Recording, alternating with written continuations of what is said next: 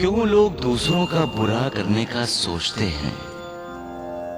कर सकते हो तो भला करो, मालिक खुश होगा। कभी किसी का बुरा न सोचो, न करो, क्योंकि बुरे काम का नतीजा बुरा ही होता है। कहते हैं ना, जो दूसरों के लिए गड्ढा खोदता है वो खुद उसी गड्ढे में गिरता है। दूसरों का बुरा करने से कभी ये साबित नहीं होता कि तुम अच्छे और सच्चे इंसान हो। जब हम किसी का बुरा करते हैं तो अपनी आत्मा की हत्या करते हैं, और आत्मा की हत्या के बाद मालिक से रिश्ता कैसे जोड़ा जा सकता है? क्योंकि हमारा बुरा कर्म देखकर मालिक को दुख होता है। जो मालिक हमें सुख देता है, क्या हम उस मालिक को दुखी करेंगे?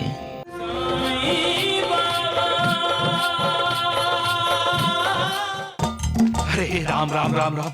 अरे मूर्खों, जल्दी जल्दी कदम बढ़ाओ। अरे हमें द्वारिकानाथ जी के रिहा होने से पहले ही पहुंचना है, हमें देर हो रही है। देर से तो आप उठे और आप हमको बोल रहे हो। अरे कुछ बोला तू? नहीं नहीं, मैं तो देरी से उठने की बात कर रहा हूँ। अरे मगर कौन देर से उठा? आप, क्या? आपका ये सेवक, आप तो एक ही दफा ऊपर उठेंगे। अरे चुप मूर्ख।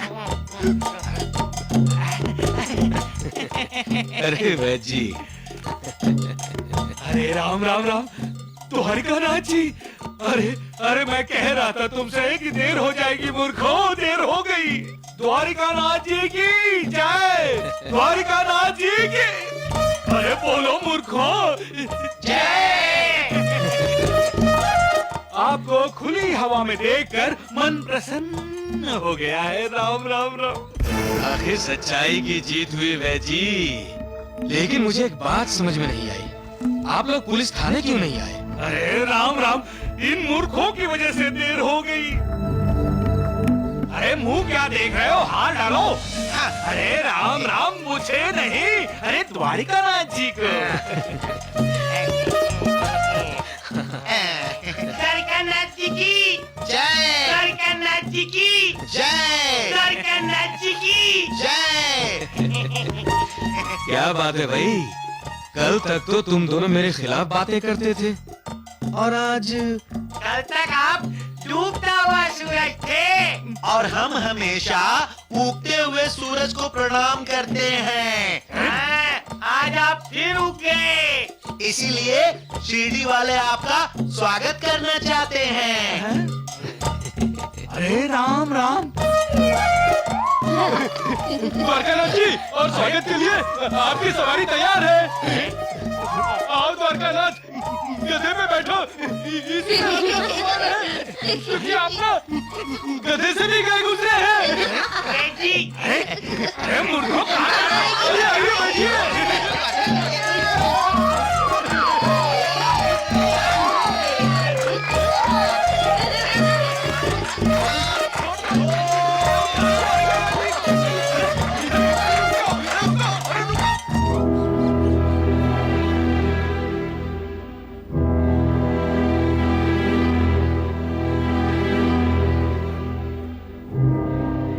देखिए निर्मला जी, रामलाल भाई साहब मेरे बड़े भाई जैसे हैं और मनीषा भाभी परजाई है।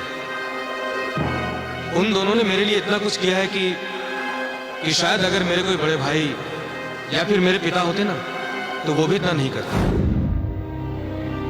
निर्मला, भाई साहब और परजाई जी के लिए तुम्हारे मन में इतना आदर सम्मान है, ये देखकर मुझे बहुत खुशी हुई। तुम बहुत महान हो, बहुत महान हो निर्मला।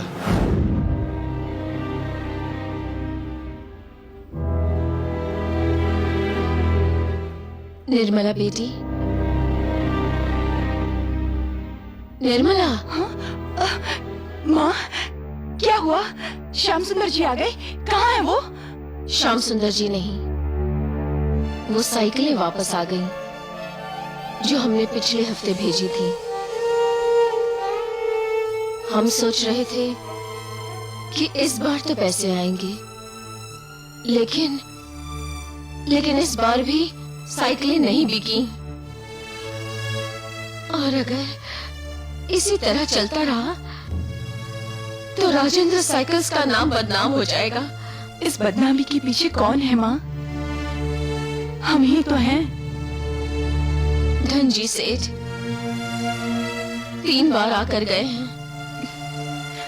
पता है।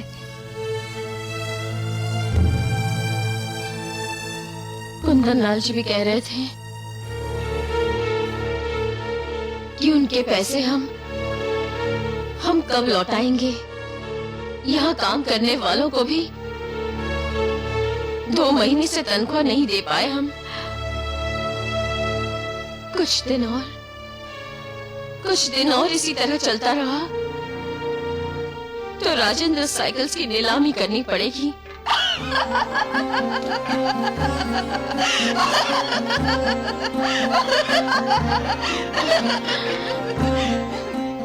माँ, चल कपड़ से हमने राजेंद्र साइकिल्स और रामलाल जी की सारी धन दौलत अपने नाम कर ली। नतीजा क्या हुआ? दुर्योधन की तरह हम भी सब कुछ हार गए। उसने अपना राजपाट, अपने भाई बंधु और अपने सारे रिश्तेदार खो दिए। और मैंने तो अपने पति को ही खो दिया। सुख, चैन, मन की शांति सब कुछ खो दिया। निर्मला, होश में आओ निर्मला, होश में आओ। माँ, मैं होश में हूँ। इस वक्त मैं होश में हूँ। उस वक्त मैं होश में नहीं थी जब तुम्हारे बहकावे में आकर मैंने रामलाल जी को धोखा दिया। पिताजी सच ही कहते थे, हमेशा सत्य का साथ देना चाहिए, असत्य का कभी नहीं। सत्य के साथ ही सुख चैन रहता है, सत्य के साथ ही शांति रहती है और सत्य के साथ ही संपत्ति रहती है। असत्य के साथ सिवाय भ्रम के, वहम के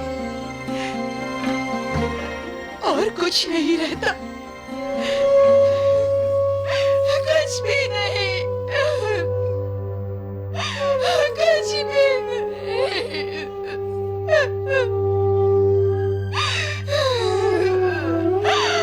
कुछ भी नहीं। इस बात से इनकार नहीं किया जा सकता कि जहां सत्य है वहां सुख, चैन, शांति है। जो सत्य छिपाता है वो अपने मन की शांति खो बैठता है। जो सत्य से दूर भागते हैं वो कामयाबी से दूर भागते हैं।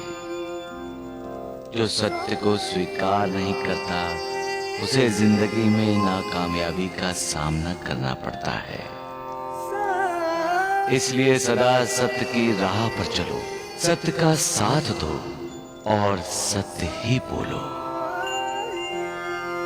सबका मालिक एक।